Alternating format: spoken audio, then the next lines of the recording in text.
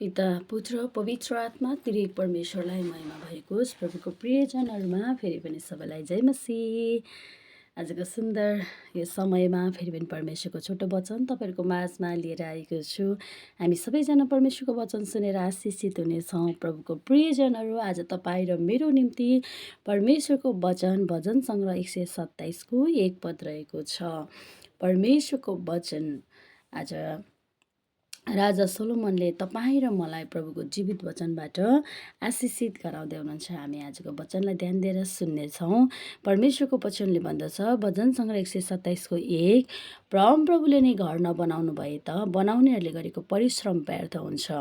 परमप्रभुले सहरको रक्षा नगर्नु भए त पालेहरूले गरेको रखवाली व्यर्थ हुन्छ। प्रभुको प्रियजनहरू, यो बिहानी म तपाईँहरूलाई परमेश्वरको जीवित वचनबाट मैले पाएको आशिष बाँड्न चाहन्छु।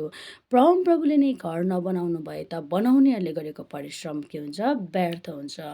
परमेश्वरको प्रियजनहरू, जब परमेश्वरले तपाईँ र मेरो जीवन परिवार, तपाईँ र मेरो चर्च, तपाईँ र मेरो समाज, तपाईँ र मेरो देशमा रहेर प्रभु आफै भएर जबसम्म काम गर्नुहुन्न, तर तपाईँ र मैले गरेको परिश्रम चाहिँ त्यो के हुने रहेछ? व्यर्थ हुने रहेछ। कतिचोटि हामी सोच्छौँ यो मैले गरेको हो, यो मैले गर्दा भएको हो, यो मेरो परिवारले गर्दा भएको हो, यो यसले गर्दा भएको हो, यो यस्तो हो, यो उस्तो हो भनेर हामी कतिचोटि घमण्ड गर्छौँ। म भनेर कतिचोटि हामी त्यो घमण्ड गर्छौँ। तर परमेश्वरको प्रियजनहरू, तपाईँ र मैले गरेको भन्दा पनि तपाईँ र मसँग भएर हाम्रो परमेश्वरले चाहिँ आज तपाईँ र मलाई सफलता र आशिष दिनुहुन्छ भन्ने कुरा तपाईँ र मैले कहिले बिर्सिनु हुँदैन। परमेश्वरले नै गर्नु भएन भने चाहिँ हामीले गरेको सबै कुरा चाहिँ के हुन्छ? व्यर्थ हुन्छ। परमेश्वरले दिनु भएन भने तपाईँ र मैले गरेको परिश्रम चाहिँ व्यर्थ हुन्छ। परमप्रभुले सहरको रक्षा नगर्नु भए त पालेहरूले गरेको रखवाली व्यर्थ हुन्छ। आमेन। जब परमेश्वर हाम्रो पक्षमा भएर खडा हुनु भएन भने तपाईँ र मैले जतिसुकै हाम्रो नङ्ग्रा, जतिसुकै हामी परिश्रम पसिना बगाए तापनि ती सबै व्यर्थ रहने रहेछ। प्रभुको प्रियजनहरू, हामी यस समय एकदमै सोच्नेछौँ। यो समय हामी प्रभुको वचनलाई ध्यान दिनेछौँ। हामी कति धेरै परिश्रम गर्छौँ, हामी कति धेरै पसिना बगाउँछौँ, हामी कति धेरै समय कामको लागि, कमाउनको लागि हाम्रो जीवनलाई हामीले खर्च गरेको हुन्छौँ, र पनि तपाईँ र मेरो जीवनमा आशिष हुँदैन, र पनि तपाईँ र मैले भने जस्तो हामीले पाउन सक्दैनौँ। तपाईँ र मेरो परिवारमा त्यो आशिषको हामी महसुस गर्न सक्दैनौँ। तपाईँ र मेरो जीवनमा, तपाईँ र मेरो छोराछोरीमा तपाईँ र मैले त्यो आशिष पाएको अनुभव गर्न सक्दैनौँ। किन भन्दा चाहिँ परमेश्वरसँग नरहेको कारणले गर्दा। जब परमेश्वरसँग नरहेर तपाईँ र म जतिसुकै नङ्ग्रा खेलाए तापनि, जतिसुकै परिश्रम पसिना बगाए तापनि, यदि परमप्रभुले त्यहाँ आशिष दिनुभएको छैन भने, परमेश्वर तपाईँ र मसँग भएर त्यो मौका परमेश्वरलाई तपाईँ मैले दिएको छैन, उहाँलाई पहिलो श्रेय दिएर तपाईँ र मैले काम गरेको छैनौँ भने चाहिँ तपाईँ र मैले गरेको परिश्रम के हुन्छ?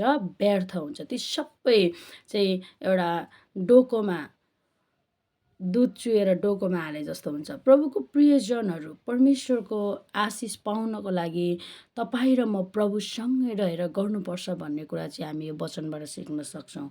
परमेश्वरको आशिषलाई महसुस गर्नको लागि, प्रभुबाटको त्यो आशिष पाउनको लागि चाहिँ तपाईँ र म उहाँसँग भएर काम गर्नुपर्छ। जुनसुकै, चाहे सानो काम होस्, चाहे ठुलो काम होस्, परमेश्वरको वचनअनुसार रहेर जब तपाईँ र म काम गर्छौँ भने अनि तपाईँ र मेरो परिश्रम व्यर्थ जाने छैन।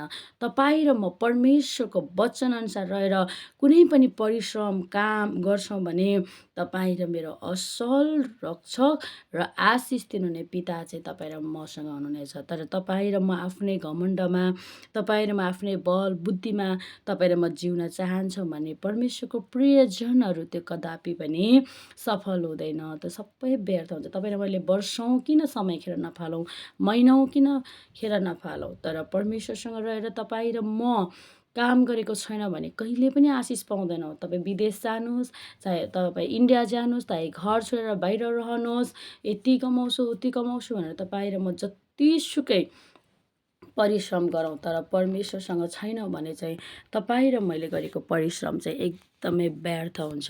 त्यस कारणले गर्दा समय हुँदै प्रभुको प्रियजनहरू तपाईँ र मैले थाहा गर्नुपर्छ कि परमेश्वरले नै नदिनु भए त तपाईँ र मैले गरेको परिश्रम चाहिँ सबै के हुन्छ, व्यर्थ हुन्छ। परमेश्वरले नै घर नबनाउनु भए त बनाउनेहरूले गरेको परिश्रम व्यर्थ हुन्छ र परमप्रभुले नै सहरको रक्षा नगर्नु भए त पालेहरूले गरेको रखवाल के हुन्छ, व्यर्थ हुन्छ।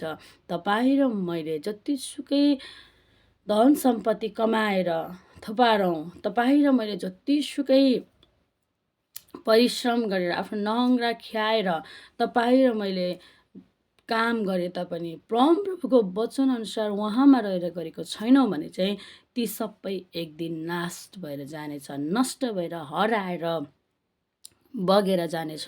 तर प्रभुको प्रियजनहरू समय हुँदै तपाईँ र मैले याद गर्नुपर्ने कुरा, चाहे सानो काम गरौँ चाहे ठुलो काम गरौँ, परमेश्वरलाई मनपर्दो र प्रभुको वचनअनुसार रहेर गर्ने कोसिस गरौँ।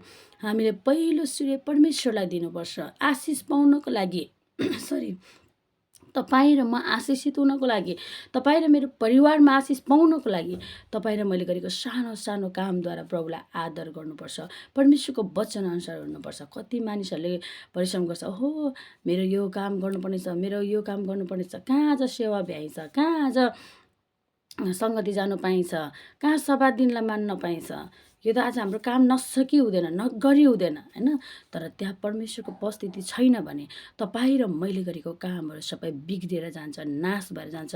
कति मानिसहरूले मसँग कुरा गर्नुभएको छ, जब प्रभुलाई समय दिने कुरामा हामी पछाडि हुन्छ भने तपाईँ र मैले गरेको कामहरू चाहिँ कहिले पनि सफल हुँदैन, कहिले पनि तपाईँ र म आशिषित बन्न सक्दैनौँ। प्रभुको प्रियजनहरू तपाईँ र म ढुक्क हुनुपर्छ कि जब प्रभुसँग रहेर कुनै पनि काम किन छोटो समय नहोस् होइन, तपाईँ र मैले हजारौँ दिन परिश्रम गरेर एक दिन प्रभुको दिनलाई तपाईँ र मैले इन्कार गर्छौँ भने, प्रभुको सबातलाई, प्रभुको सेवालाई इन्कार गर्छौँ भने तपाईँ र मैले गरेको 1000 दिनको परिश्रम चाहिँ नाश भएर जानेछ, नष्ट भएर जानेछ, हराएर जानेछ। तर तपाईँ र मैले प्रभुलाई दिने समय प्रशस्त दिएर थोरै समय रहेको समयमा परिश्रम गर्छौँ भने तपाईँ र मैले गरेको 1000 दिनको आशिष प्रभुले एकै दिनमा ल्याउनु हुनेछ। आमेन। परमेश्वरको वचनले भन्दछ परमेश्वरले नै दिनु भएन भने चाहिँ मानिसहरूले गरेको कुरा सबै के हुन्छ, व्यर्थ हुन्छ। परमप्रभु नै तपाईँ र मसँग हुनुहुन्न भने तपाईँ र मैले गरेको सबै रखवालहरू, सुरक्षाको घेराहरू ती सबै नष्ट हुनेछ।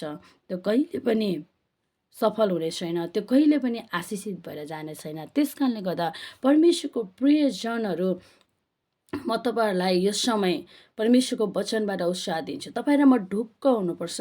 प्रभुसँग रहेर परमेश्वरको वचनअनुसार प्रभुलाई मनपर्ने काम गरेर तपाईँ र मैले परिश्रम गरेको छौँ भने मात्र तपाईँ र मैले आशिष पाउँछौँ। नभए तपाईँ र म आफ्नै बल बुद्धि र ज्ञानमा अगाडि बढ्दैछौँ भने तपाईँ र म कहिले पनि आशिषित हुँदैनौँ।